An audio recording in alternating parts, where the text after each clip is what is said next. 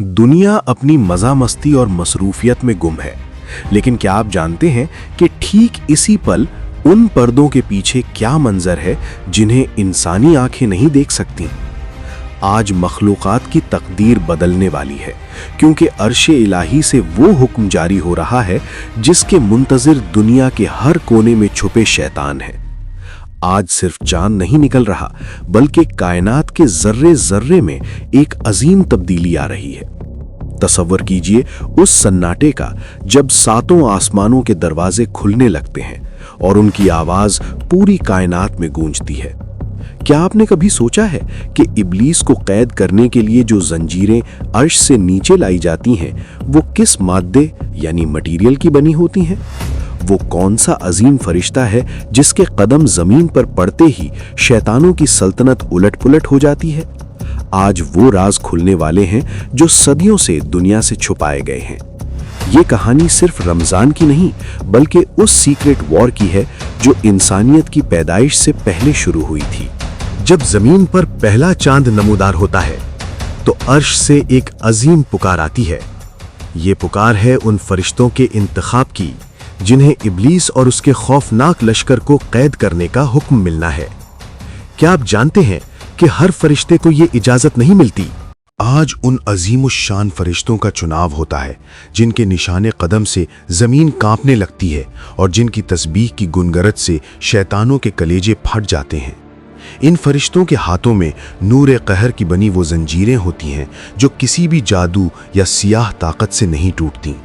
इनकी आमद से पहले दुनिया की फिजा में एक ऐसी खामोशी छा जाती है जिसे सन्नाटाए मलकूत कहते हैं।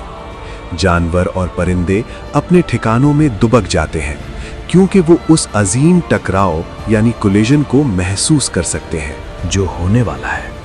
नूर का एक ऐसा लश्कर उतरता है जिसकी चमक के सामने हजारों सूरज भी मंद पड़ जाएं।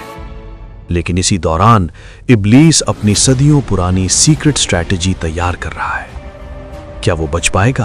अब रुख करते हैं उस तारीक और स्याह ठिकाने की जानिब जहां इब्लीस अपना जुल्म सितम का तख्त बिछाए बैठा है। वो बाखूबी जानता है कि अब उसकी रुसवाई और कैद का वक्त आन पहुंचा है। उसका तख्त आतिश सूजां दहकती आग के दरियाओं के दरमियान है, जहां वो अपने बदबख्त लश्करियों को आखिरी हुक्म सुनाता है। वो गरज कर कहता है, सुनो मेरे सियाकार दोस्तों, अगर आज की शब किसी एक इंसान ने भी अपने खालिक के हुजूर सर बसजूद होकर सच्ची तौबा कर ली तो हमारी सदियों की मेहनत रायगां बेकार हो जाएगी। इब्लीस ने इस बार एक ऐसी मख्फी यानी खुफिया तरकीब तैयार की है जो उसने पहले कभी नहीं आजमाई थी। वो चाहता है कि वो तौके लानत यानी जिल्लत का पर्दा पहनने से पहले दुनिया के हर घर में निफाक, नफरत और फितना पैदा कर दे। वो अपने शैतानों को ताकीद करता है कि बनी आदम को दुनिया की मजा मस्ती और मासियत यानी गुनाहों में इस कदर मसरूफ कर दो कि वो आसमानों से उतरने वाली रहमत को देखना ही भूल जाएं।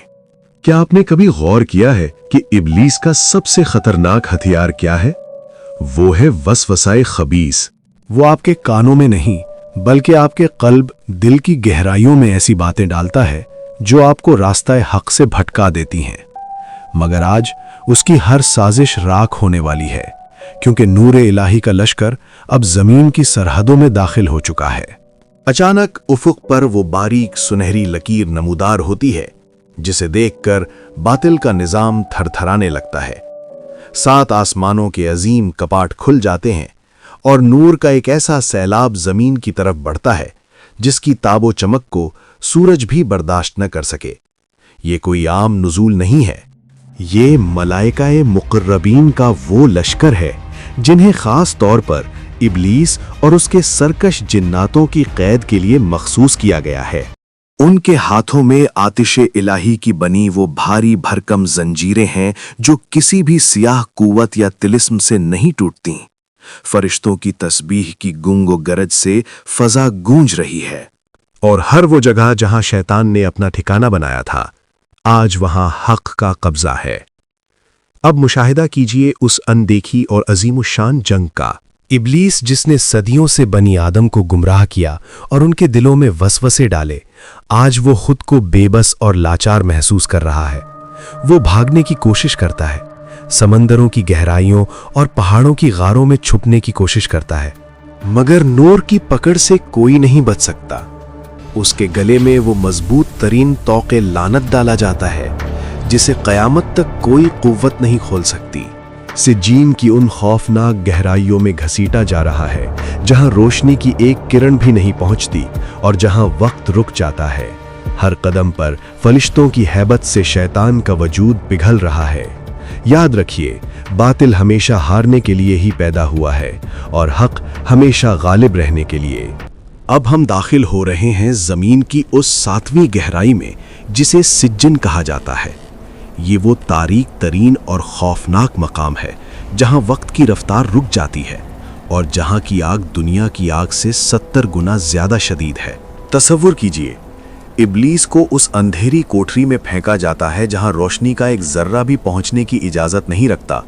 जब वो भारी भरकम आतिशी जंजीरें उसके वजूद को जकड़ती हैं तो मलून की एक ऐसी चीख निकलती है जो पूरी कायनात में गूंजती है, मगर इंसानी कान उसे सुनने की सख्त हिम्मत नहीं रखते। वहां वो अकेला नहीं होता, बल्कि उसके साथ उसके वो बड़े बड़े लश्करी और बदबख्त जिन्नात भी होते हैं जिन्होंने सदियों तक इंसानों को भटकाया और रास्ताए हक से दूर रखा। वो सब एक दूसरे पर लानत भेजते हैं और अपनी बर्बादी पर रोते हैं, मगर वहां से निकलने का कोई रास्ता नहीं।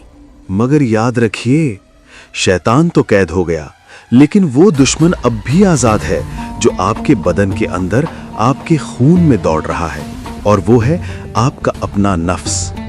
तसव्वुर कीजिए, अगर आज की रात आपकी आखिरी रात हो तो क्या आप अपने खालिक को मुंह दिखाने के काबिल हैं?